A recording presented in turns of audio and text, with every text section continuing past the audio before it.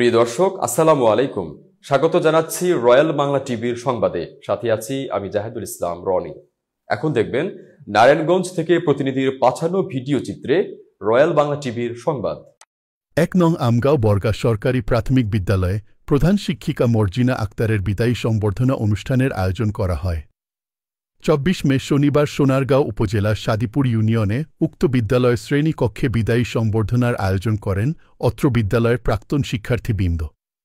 এ সময় উপস্থিত ছিলেন সাদিপুর ইউনিয়নের ভারপ্রাপ্ত চেয়ারম্যান রমজান আলী প্রধান, সহকারী প্রধান শিক্ষক আব্দুর রশিদ মিয়া, সাবেক প্রচার সম্পাদক ছাত্রদলের সানি, স্বেচ্ছাসেবক দলের নেতা খোকা, জজ মিয়া, আবু ভুইয়া, আয়াজ ভুইয়া সহ স্থানীয় গণ্যমান্য ব্যক্তিবর্গ ও স্কুলের শিক্ষার্থীবৃন্দরা। এ সময় অবসরোত্তর প্রধান শিক্ষিকা মর্জিনা আক্তারকে ভারপ্রাপ্ত চেয়ারম্যান রমজান আলী প্রধান সৌজন্যে বিদায় সংবর্ধনা সম্মাননা ক্রেস্ট প্রদান করেন। এছাড়া ভারপ্রাপ্ত চেয়ারম্যান রমজান আলী প্রধান ও প্রধান শিক্ষিকা মর্জিনা আক্তারকে ফুল দিয়ে বরণ করেন স্থানীয় মান্যবর্গা ও স্কুলের শিক্ষকবৃন্দ এবং কোমলমতি শিশু শিক্ষার্থীরা।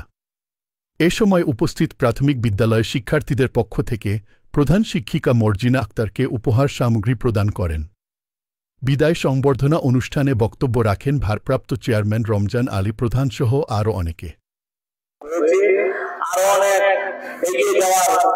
ইচ্ছা ছিল আমাদের স্কুল, কারণ সোনারগাঁর মাঝে সর্বপ্রথম ১ নং স্কুল আমাদের সরকারি প্রাথমিক বিদ্যালয়। এই বিদ্যালয়কে আমরা আরো এগিয়ে নিয়ে যাওয়ার চেষ্টা করব। পাশাপাশি আপনার সহযোগিতা কামনা করছি, যাতে আপনি আমাদের এই স্কুলের যাওয়ার পরেও আমাদের স্কুলের ভালোবাসা এবং সম্পর্ক থাকে। আর যারা এখন সহকারী শিক্ষক আছেন তাদের কাছে আমাদের অনুরোধ রাখবো, আমাদের এই ছোট ছোট বাচ্চা সন্তানদেরকে আপনারা দায়িত্ব সহকারে দেখেন, কারণ তার বাবা মা বাড়ি থেকে পাঠিয়ে দিয়েছে আপনাদের আবাদতে, আপনারা দেখবেন। আশা করি আপনারা আপনাদের সন্তানকে যেভাবে ভালোবাসেন ঠিক সেভাবেই ভালোবেসে আমাদের এই সন্তানদেরকে দেখে তাদের সুশিক্ষা দিবেন। স্কুলকে এগিয়ে নেওয়ার জন্য আপনারা আমাকে যতদিন আমি একটা ইউনিয়নের দায়িত্ব হিসাবে এখন আছি, যতদিন আমি থাকতে পারি আপনারা আমাকে বলবেন। আমার সাধ্য অনুসারে আমি চেষ্টা করব স্কুলের এবং স্কুলের ছাত্রছাত্রী এবং স্কুলের সহকারী শিক্ষককে আমার তরফ থেকে যতটুকু সহযোগিতা করার আমি চেষ্টা করব। ম্যাডামকে একটু এই অংশীদারি করতে চাই। ম্যাডামে এরকম আমাদের মতো অনেক সহকর্মী তৈরি করেছেন, অনেকে ডাক্তার, অনেকে শিক্ষক, অনেকে নানান পেশায় নিয়োজিত আছেন। এলাকার অন্যান্য মানুষও ম্যাডামের কাছ থেকে শিক্ষা নিয়ে নানান পেশায় নিয়োজিত আছেন।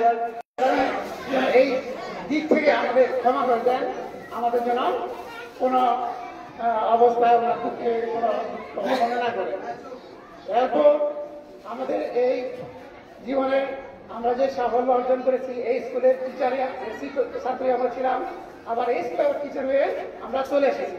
এর একমাত্র কর্তৃত্ব বা কৃতিত্ব ম্যাডামেরই, কারণ ওনার দ্বারা একজন নয়, দুইজন নয়, চারজন শিক্ষক ছাত্র করে শিক্ষকের গঠন করেছেন।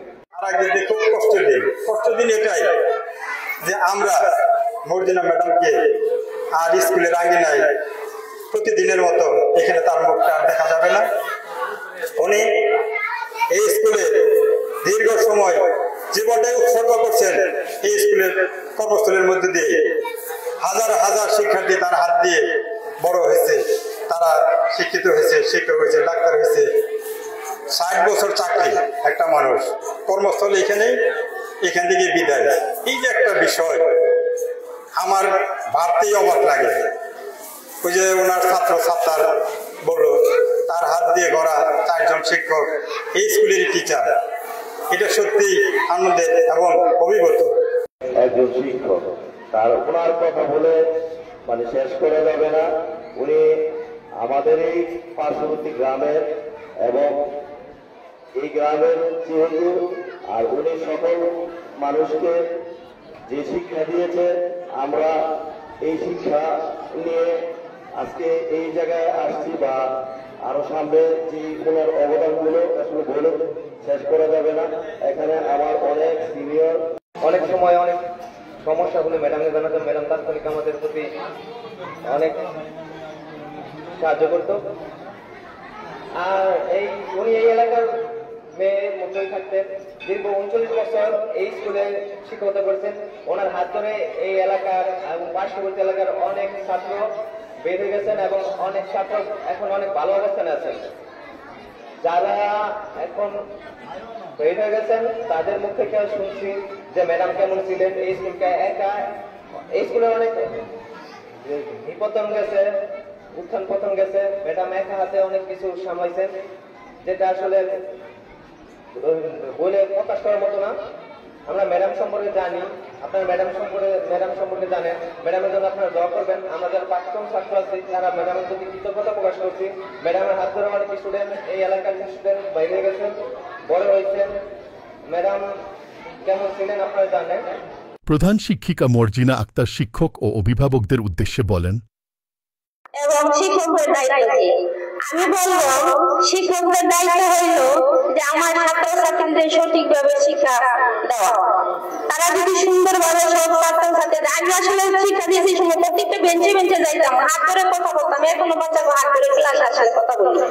এবং সবাই যাতে আগ্রহস্থ করে বাচ্চাদের সুন্দরভাবে লেখাপড়া করে এগিয়ে নিয়ে যেতে পারে, আমাদের ছেলে মেয়েরা যাতে ভবিষ্যতে দেশে কিছু হইতে পারে, এই জন্য আমি শিক্ষকদের বলছি। আর শুধু শিক্ষকরা অত্যন্ত পরিশ্রম করলেই চলবে না, আমাদের গার্জিয়ানকে বলতেছি আপনারা আপনাদের বাচ্চাকে সুন্দর হইয়া ঠিক মতো গোছল করাইয়া, জামা কাপড় পরাইয়া, স্কুল ড্রেস পরাইয়া, বই খাতা সুন্দরভাবে দিয়ে তাদেরকে স্কুলে পাঠাবেন এবং ছাত্রছাত্রীদের খুব ভালোভাবে লেখাপড়া করবেন বাসায়। স্কুলটা একটা শিক্ষা প্রতিষ্ঠান থেকে আপনাদের কাছে বাবা মা হলো সবচেয়ে বড় শিক্ষক। বাবা মার কাছ থেকে মানুষ প্রথম শিক্ষাটা অর্জন করে। তাই আপনারা গার্জিয়ানরা সবাই ছাত্রছাত্রীদের ছেলে মেয়েদের প্রতি খেয়াল রাখবেন যাতে তারা ভালো মতো স্কুলের লেখাপড়া শিখে, সারা কি পড়া দিলে জানলে তাদের প্রতি সেই পড়াটা ভালোভাবে মুখস্থ করাই দিবেন। সেদিকে খেয়াল রাখবেন আপনার বাচ্চা কোথায় যাচ্ছে, আপনার বাচ্চা কোথায় যাচ্ছে, আপনার বাচ্চারা কোনো মাদকাসক্তিতে আসক্ত হচ্ছে কিনা বা কোনো খারাপ কাজে লিপ্ত হচ্ছে কিনা, আপনারা সবসময় আপনার বাচ্চাদের প্রতি নজর রাখবেন। কারণ এখনকার যুগ খুব খারাপ যুগ, বাচ্চারা বিভিন্ন কাজে জড়িত হয়ে যাচ্ছে। আপনারা গার্জিয়ানরা সবাই খেয়াল রাখবেন যাতে বাচ্চারা সঠিক পথে চলে, শিক্ষাদানটা ঠিক মতো গ্রহণ করে, ঠিক মতো স্কুলে আসা যাওয়া করে, রাস্তাঘাটে তাকে কোনো ডিস্টার্ব না করে সেদিকে লক্ষ্য রাখবেন। কোনো ক্ষতি হলে ডিস্টার্ব হলে শিক্ষকদের এসে জানাইবেন, শিক্ষকরা যাতে এটা কোনো পদক্ষেপ নিতে পারে। শিক্ষকরা না বললে যে সব আছে নম্বর আছে তাদেরকে নক করবেন। আমি আশা করবো গার্জিয়ানের ভূমিকা অনেক, অভিভাবকদের ভূমিকা অনেক শিক্ষার ক্ষেত্রে। অভিভাবকরা যদি সচেতন হন তাহলে আমার শিক্ষার মান এগিয়ে যাবে।